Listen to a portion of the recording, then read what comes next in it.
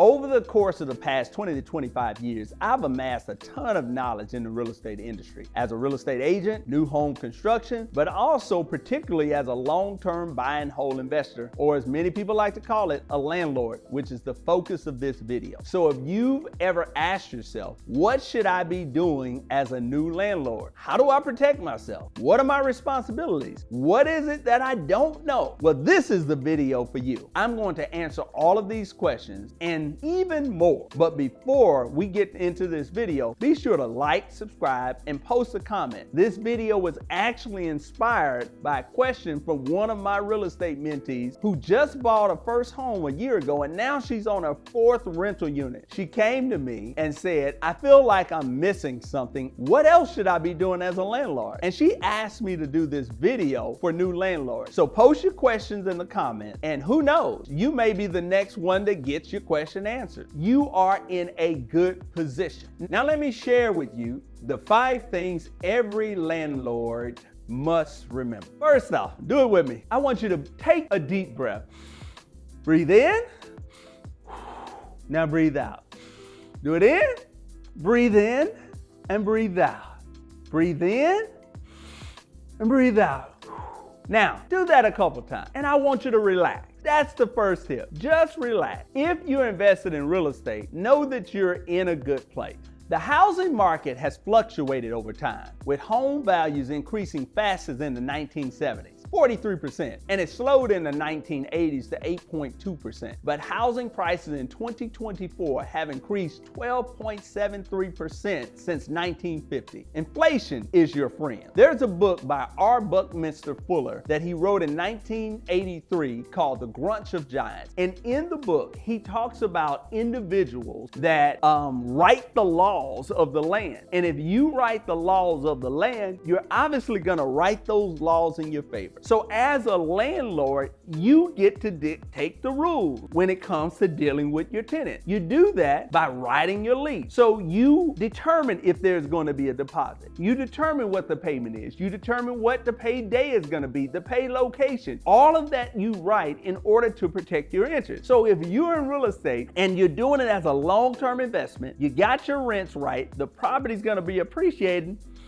just relax. That's the first tip. Just know that you're in the right place. Now, the second tip, review your tenant. Now, let me talk to you a little bit about the demographic that I work with, and then you can compare it with the demographic that you work with to determine if my strategy works for you. I believe investing in underserved inner city communities. The number one reason for that is you tend to get a lower priced property. Another reason is you have a demographic of people that are used to renting. They're not moving in and out. And in this business, you make your money by keeping tenants in the property long term. So my goal is to keep the money flowing as long as possible, uninterrupted. So that's my goal. But you gotta also understand what comes along with these low income inner city communities. Bad credit, criminal record. That's just part of the game. So understanding that, when I review my tenants and when I screen my tenants, I'm looking at 2 things, and I'm not gonna say 2 things alone, but primarily 2 things alone: income and rental history. Number 1, I want to know that they have the capacity to pay the rent, and that capacity is determined by them having 3 times the rental income. Now, don't ask me where that rule comes from. I think it comes from the mortgage business, because typically they want your home payment to be 1/3 of your monthly income. So when you use that as a metric, if your monthly income is $1,000 a month or $3,000 a month, then your rent should only be $1,000 a month. So income, make sure they have the capacity to repay. And then the second thing that I look for is rental history. Have they paid their rent on time where they currently are? How long have they been at their current place? What they have done in the past is a pretty good indicator of what they're going to do in the future. So when I review my tenant, those are the 2 indicators that I'm looking for. Now, if you're in a higher end neighborhood, you may expect better credit. You may have different parameters and rules, but understand the 2 most important things that you need to know, whether you're low income, high income, is how much money they make, which determines their capacity to repay, and what is their rental on history bent. Now, the next tip is to write your lease properly. Remember, R. Buckminster Fuller, the Grunch of Giants, you get to set the rules of engagement. This establishes the terms and the relationships between you and the tenant. Anytime there's an argument, breakdown, issue in any relationship, it typically boils down to a communication. They expected one thing, you expected another. That's why we write a lease. It sets out the expectations. When you set out those expectations, you expect them to abide by those rules, right? It's simple business. So make sure you establish those rules, establish the expectations, and then abide by it. The next tip, do your repairs up front. Now, when I started in real estate, I used to buy properties and I would do minor repairs, and my goal was, if it wasn't broke, don't fix it. If it works, leave it in the property. But over time, I've kind of evolved. Now, my decision making on the front end was based upon the amount of money that I had available to me and my knowledge. Now that I've been in this business for over 10 years and I understand the cost to repair a window, if it's an old window, I'm probably gonna replace it because it makes it look better, gonna make it more energy efficient, which is gonna make it rent quicker, which is gonna increase your income. But when I started out, my primary concern was getting in. Not a bad strategy. Once you get in and rent starts to come in, then someone else actually pays for the repair. But on the front end, I wasn't doing that. But what I strongly suggest, if you're starting out and if you're like me, where real estate is only one of the things that you do, real estate is what stabilizes me. I write books, I do public speaking, I run the Texas Black Expo, I'm married, and I have 4 kids. All of that takes up a lot of my time. So when I get a property rented, I don't want to get calls for people telling me to fix stuff. So I choose to buy the properties. I like them beat up, I like them raggedy, so that I can tear out the sheetrock, I can put in new plumbing, put in new electrical, put in new toilets, kitchen counters, all of that good stuff, so that the tenant isn't calling me for anything except to come pick up rent. Now, that wasn't the way I started. That may not be where you're at right now. You have to determine your strategy up front to determine what works for you and what doesn't. Now, that was my why. That's the reason why I did it. There are also people that buy properties, they put band-aids over stuff, and they cash flow them, and then they just deal with the maintenance issue. If that's your strategy, it's not bad, but that's not the way I think about it. I think long-term versus short-term. If I'm gonna own a property long-term, I want the repairs done up front. If I'm trying to flip it, I don't have to do as many repairs. As long as everything is functional and works, and I'm gonna sell it and pass that problem on to someone else, then that's what I'm gonna do. But you have to determine what your strategy is, all right? Now, the last thing I'll share is really good insurance. You gotta have some really good insurance. One of the things that I talk about in real estate investing is hedging your bet. You have the property, you have it cash flowing. Now you gotta protect your investment. I remember when I started building houses, they have what's called construction insurance, which covers you for 3 to 6 months when you're building a property.